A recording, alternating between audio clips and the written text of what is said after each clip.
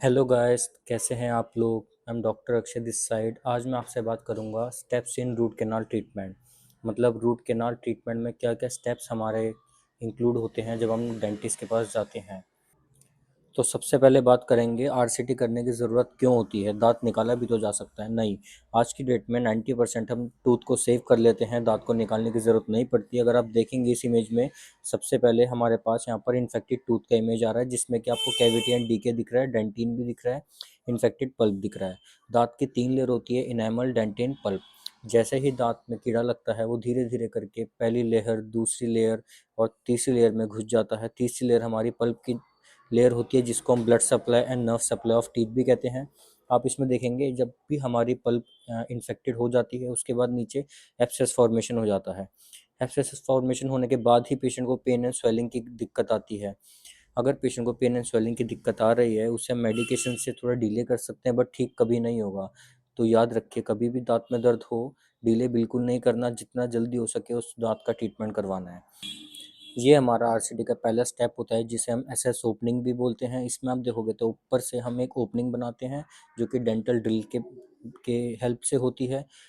Opening बनाने के बाद हम नीचे इसमें टिश्यू रिमूव करते हैं और क्लीन करते हैं। टिश्यू रिमूव एंड क्लीनिंग हमारा एंडोफाइल से होता है, एंडो मोटर से होता है, बिल्कुल पेनलेस प्रोसीजर होता है। ये सब करने से पहले हम इंजेक्शन लगा देते हैं, 15-20 मिनट वेट करवाते हैं, अच्छे से सुन हो जाता है, तभी हम स्टार्ट करते हैं।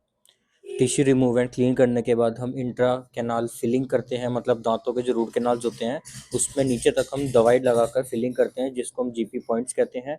इन जीपी पॉइंट्स को हम गर्म कर कर सील कर देते हैं, जिसको हम सीलिंग कहते हैं और ऑब्चुरेशन भी बोलते हैं।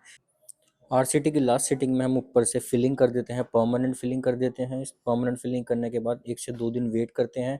देन हम पेशेंट को एडवाइस करते हैं कि दांत के ऊपर क्राउन लगवाया जाए, और टीथ कैपिंग भी बोल सकते हैं। टीथ कैपिंग लगवाना ज़रूरी होता है, इससे दांत की ताकत बढ़ती है, लाइफ लॉन्ग चलता है दांत, एंड कभी टूटता नहीं है। अगर आप क्राउन नहीं लगवाओगे तो दांत के टूटने के हाई चांसेस होते हैं। सुनकर आपको लग रहा होगा कि काफ़ी दिन लग जाएंगे। काफ़ी डॉक्टर इसमें 15 दिन, 20 दिन, 1 महीना भी खींच देते हैं, जहाँ पर ज़्यादा पेशेंट फ्लो होता है। बट काफ़ी डॉक्टर इसमें single sitting root canal treatment भी करते हैं। Single sitting root canal treatment उन केसेस में एडवाइस होता है जिसमें स्वेलिंग नहीं है, इन्फेक्शन ज़्यादा नहीं है। प्रेफरेबली सिंगल सिटिंग अच्छा रहता है, क्योंकि इसमें इन्फेक्शन वापस आने के चांसेस कम होते हैं। आरसीटी का लास्ट स्टेप सीलिंग तक हम सिंगल सिटिंग में कर देते हैं, टेम्परेरी फिलिंग जिसमें हम लगा देते हैं। उसके बाद 2 से 3 दिन के बाद हम परमानेंट फिलिंग और क्राउन का प्रोसीजर कर सकते हैं दूसरी सिटिंग में। तीसरी सिटिंग में हम परमानेंट क्राउन दे देते हैं, तो टोटल 3 सिटिंग में आपका आरसीटी प्लस क्राउन हो जाता है हमारे यहाँ पर। आई होप आप लोगों को वीडियो में कुछ वैल्यूएबल कंटेंट मिला होगा। वीडियो अच्छी लगी हो तो लाइक कीजिए, बुरी लगी हो तो डिसलाइक कीजिए। चैनल को सब्सक्राइब करिए। डेलीफेयर डेंटल क्लिनिक, हम बहुत ही जल्द अपने 3000 सब्सक्राइबर कंप्लीट करने वाले हैं। Please do share and support. Thank you. See you in the next video.